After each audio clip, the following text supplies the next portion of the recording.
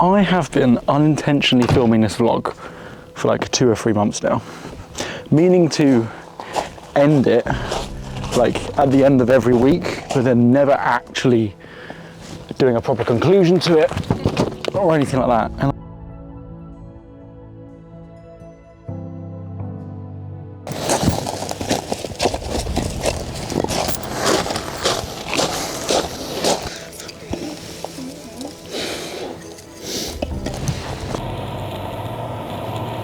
so today we're finally wrapping it up, but to get back here, we need to start at the beginning.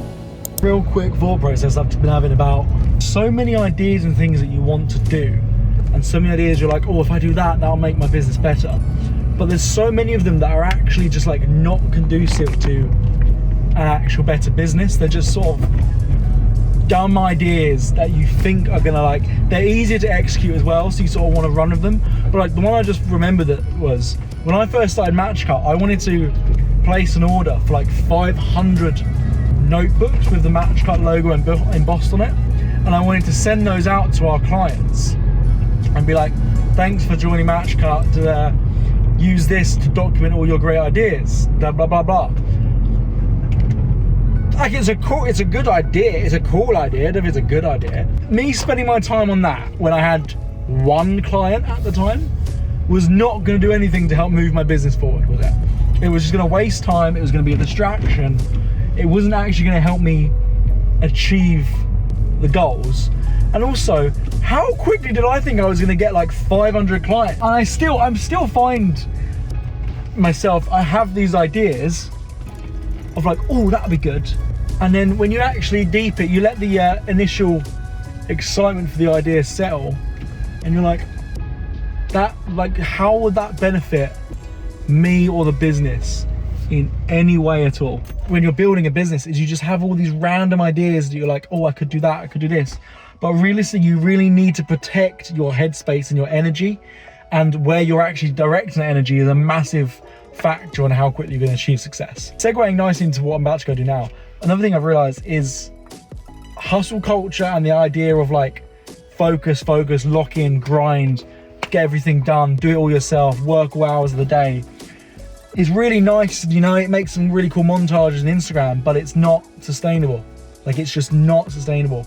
You need to focus, or you need to take your focus off of work and do something else and have a life. So I'm currently waiting for my friend, and we're gonna go play squash. I've never played squash in my life, but it's gonna be fun.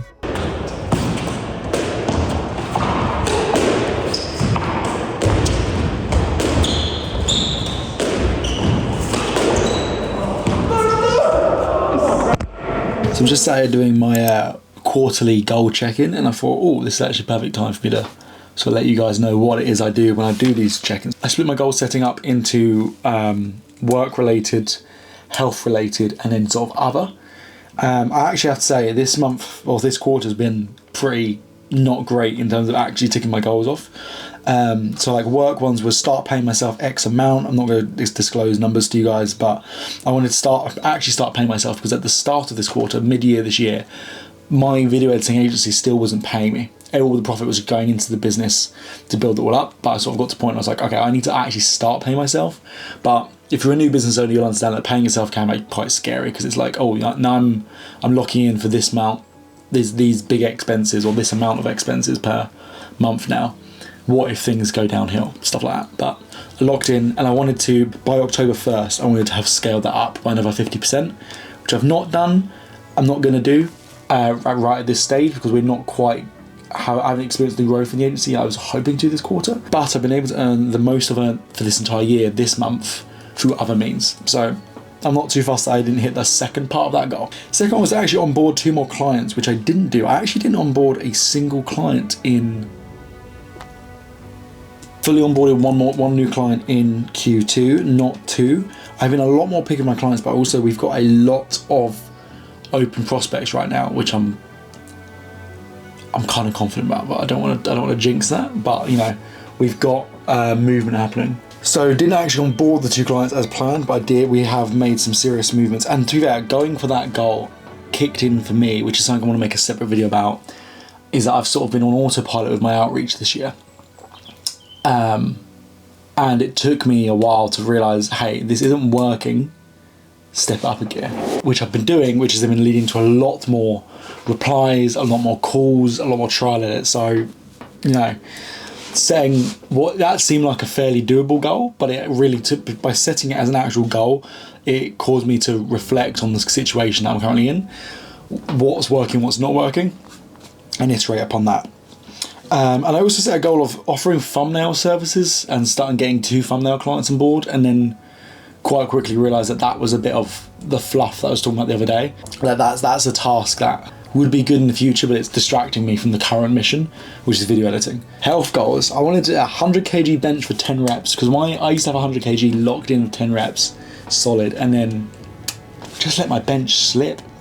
And honestly, I can do it for 2 at the moment. I'm slacking, but then I'll throw around the 45 kilo dumbbells. I wanted to lock that back in. I'm struggling with that one. We've not hit that goal at all. Sub 30 minute 5k 3 times. I don't think I did it once, if I'm honest with you. Didn't get a sub 35k at all. So no, sub 60 minute 10k. I actually only did 1 10k this quarter. I wanted to try and do like at least 3. I only actually 1.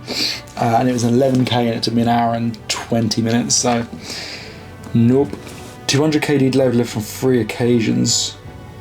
I think I've done it twice this quarter. That goal was just basically to get me pulling 200k again. Lock in with daily meditations. Yep, I've been solid. I've got a 37-day streak at the moment with daily meditations. So yeah, overall, pretty naff month for my goals, to be honest. If you're into meditation like I am, this is actually how I would recommend doing your goal setting, is meditation timer. If you're into it, if you want to get interested in meditation at all, this app is Insights Timer. It's really good. So I'm going to set a 15-minute timer. I'm going to sort of meditate on what I want my goals to be and get them planned, basically. There you go, look at that. 38-day streak. See, I'm a really big fan of streaks. I think they really help keep me accountable, because once the streak gets over like the 3-week mark, like the 21-day mark, I'm like, I don't want to break this now. We're going to try and onboard 2 more clients this month, in the next quarter, for Match Cut, which I think is very doable considering the amount of potential leads I've already got out there, which seem to have some legs. Continue the new outreach plan is one of the goals as well, which obviously ties into that first one, and then start paying myself that 50% increase of what I'm already paying myself by the end of the year. Health goals, sub 30 minute 5k 3 times. I'm going to go for that again. A sub 60 minute 10k. 200 kg deadlift from 3 occasions, which is very doable now that I'm back at the 200 kg mark. I just need to maintain it. And then continue my daily meditations. Alright, I'm going on a run, but I don't know if you've heard of this. This isn't sponsored or anything, but there's an app called Interval. You can basically, when you run around a territory and you claim territory. You shit bag. Fucking loads of my territory has been stolen. I'll be back in a bit. This is absolutely my Wednesday.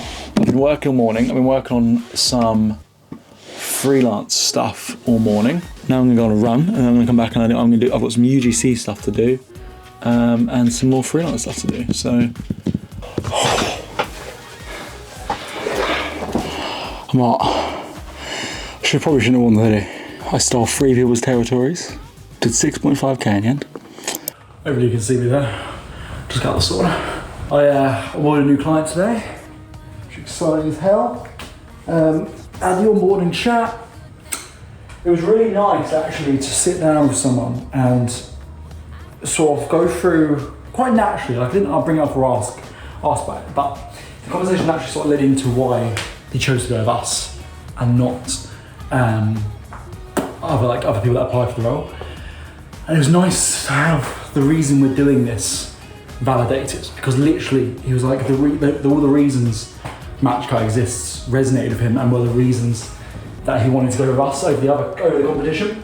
Not in any way bad mouthing the other people that applied, but he was like, this is the first time he's outsourced video editing, and like in the process of just trying to find an editor, he was like, it's been so stressful and so painful, whereas we've been so easy to work with, so communicative, and delivered results that are as good as our portfolio. It was one of the really big things he said was, so many portfolios looked so good, and the trial edits were like nothing like it. So it was really nice to have that validated. So Feeling good, I'm really out of breath, just 25 minutes in there. Excited to get on board. It's moving, it's moving.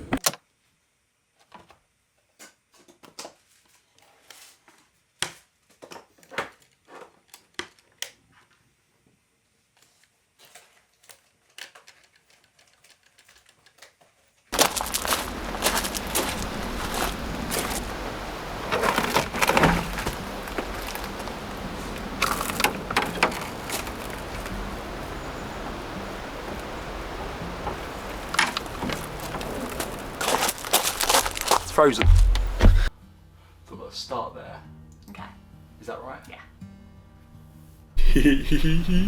Whoa. What word is it? I've got a naughty word. Also, that's my view.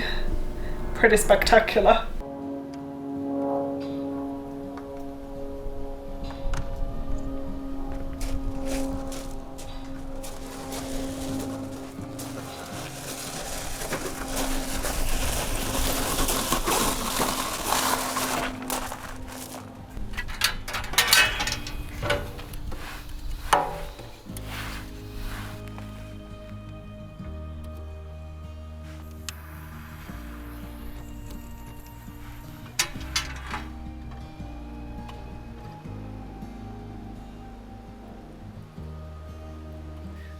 Is over a word? O-V-A-R. I don't think so. Do you want to check? Go on, you check.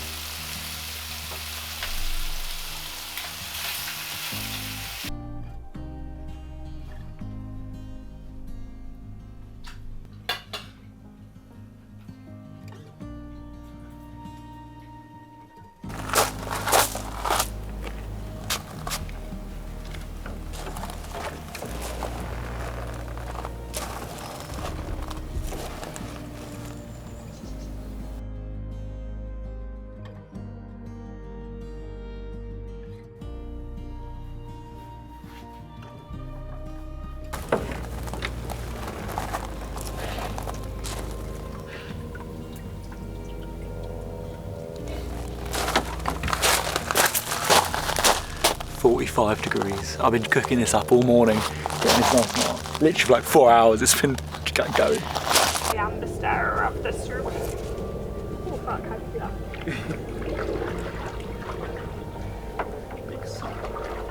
Big soup. It's like the luau on Stardew. Yeah. I'm putting Mayor Lewis's pants in. I'm rescuing you now. Good. Oh, that's so much better than yesterday. Oh, it's so warm. Probably too warm, but...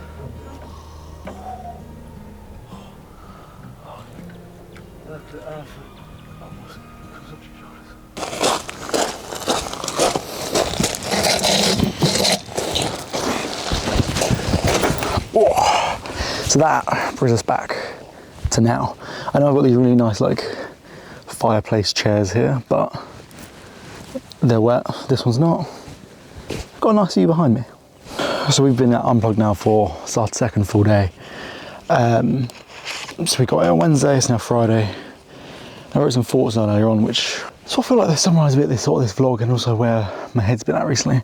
I feel like I've been filming and writing about the painful parts of running a business, and I feel like I often reach to document how I'm feeling and what's going on with the business side of things when it's not going well. I think I immediately lean towards documenting that, because I think part of my brain's like, oh, you need to document the bad side, but then I don't think I'm documenting the good sides enough. Like, I don't think I recorded a little bit saying that I got a new client last week and I've signed them on. And potentially we've got another joint client coming on. Yeah, basically I talk about all the painful parts about running a business, but by no means is it all bad. I probably wouldn't be doing this. Like it's so rewarding, genuinely. And like the fact that on a random Wednesday, we up and left home, drove an hour and a half away to stay in an unplugged cabin until Sunday. This is an example, mate, we're actually here till Saturday. I miswrote in my book. Is example enough of the freedoms it can provide, no asking for permission to do these things. This then led into me basically thinking about how I feel like I may have been playing small in my business and how that's actually costing me in the long run. I feel like it might actually be something that's probably costing a lot of people. We all think, myself included, that playing small makes things easier because it's, you know, less of a prize, less effort goes in, but it's not. Like if you're using clients as an example, I'd put the same amount of effort in to getting a client that's going to pay me £100 a month than with a client that's going to pay me £10,000 a month. So by chasing the £100-pounders, it's a waste of energy and it makes it significantly harder for myself because I need to find more of them to make things sustainable in the long run. So where the logic is to chase the smaller fish because it's easier, it's actually harder in the long run because it's the same amount of effort that's going in. So stop playing small, think big, dream big, and most important of all, act big. Because we can think and dream as large as we want, but if we don't take actions as big as those dreams, we won't get anywhere near them.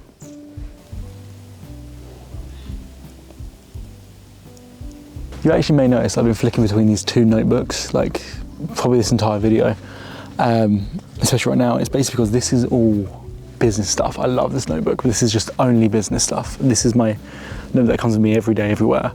I also love this notebook, but this has a bit of everything. But I've been reading Matthew McConaughey's Poems and Prayers the last couple of days.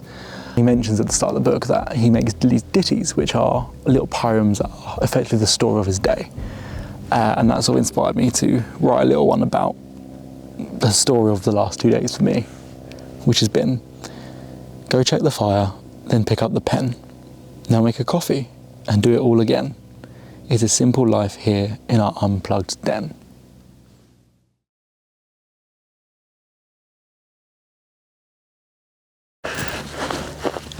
Becky's currently filming inside, so we're going to do a little cameo and go see if I can get myself in the background of her video.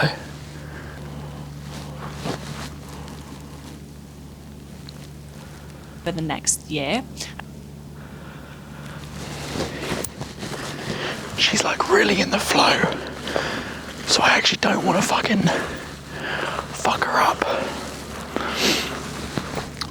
Boys, if you've got creative girlfriends, you need to let them just be creative. You can't interrupt them, you can't get in the way. Like my creativity does not in any way override hers. Hers doesn't override mine either.